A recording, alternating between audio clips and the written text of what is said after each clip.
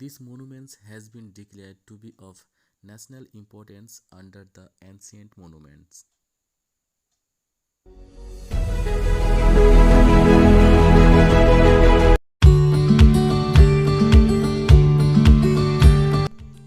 কি সুন্দর মন্দির, তাই না?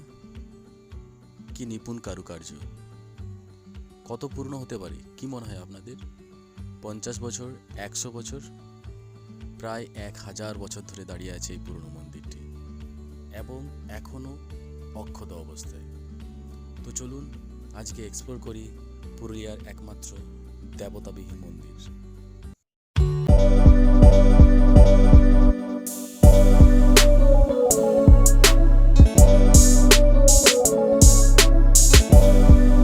পান্দা গ্রামে অবস্থিত এই প্রাচীন দেউলটি। এই গ্রামের নামানুসারেই এই দেউলটির নাম রাখা হয়েছে।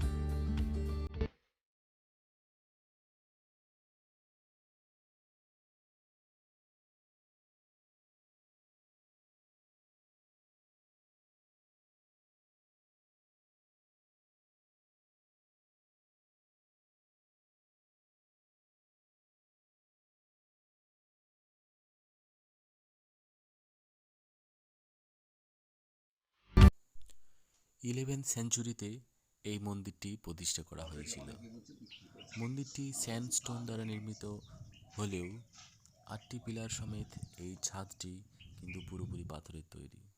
এই মন্দিরটি হিন্দু মন্দির না জৈন মন্দির এটা নিয়ে তর্ক বিতর্ক থাকলেও এখানে আর্কিওলজিক্যাল ডিপার্টমেন্টে কর্মরত ও মৌতর গ্রামের বিশিষ্ট সমাজসেবীর কথোপকথনের মধ্য দিয়ে উঠে এসেছে কিছু পুরনো ইতিহাস।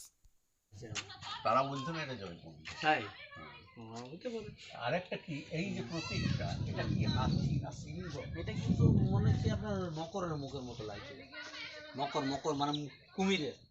কুমিরে? হ্যাঁ, এটা একটা বুঝছি, যদি এটা কুমিরের হয় হ্যাঁ তাহলে তো জৈন মন্দিরের কোনো প্রশ্রয় নেই। নয় না, না মানে আর যদি সিংহ হয় হ্যাঁ তাহলে এটা হিন্দুদের। এটা যতটা বলছে এটা মানে একটা রিসার্চ যেটা বলেছিল এটা অশোকের আমলের সময় যারা বুদ্ধিস্টরা মানে যারা অশোক মানে তো বৌদ্ধ ধর্ম, তাদের কিছু কিছু পাওয়া গেছে নিদর্শন। কারণ অনেক তো এখানে কিন্তু যতগুলো পুরুলিয়াতে আছে কিন্তু এই টেম্পলে কিন্তু এই ম্যাক্সিমাম কিন্তু না, তেলকুপিটা পুরো জৈন মন্দির।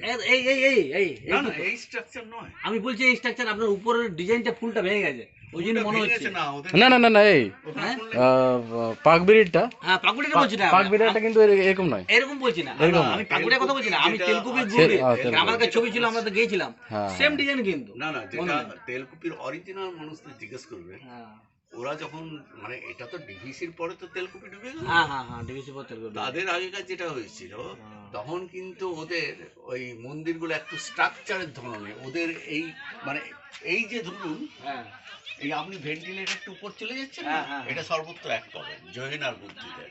আচ্ছা তারপরে এত বড় উঁচুটাও করে না, আর যেটা উঁচু ছিল আপনি এই ইনফরমেশনটা কোথায় পেলেন, মানে আপনি কোনো হিস্ট্রি নিয়ে মানে এই সম্বন্ধে আমরা পড়া আছে?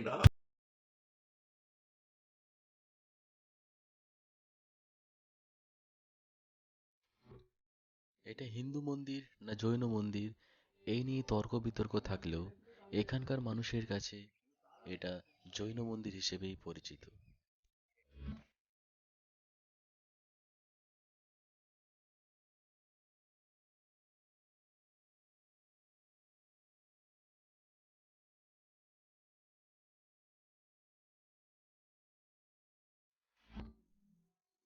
এই যে বাঁদিকে যে স্কোয়ার জায়গাটি দেখতে পাচ্ছেন যেটা এখন বালি চাপা দেওয়া আছে, শোনা যায় এটা নাকি সুড়ঙ্গ পথ ছিল এবং এই সুড়ঙ্গ পথটি তেলকুপি পর্যন্ত বিস্তৃত ছিল।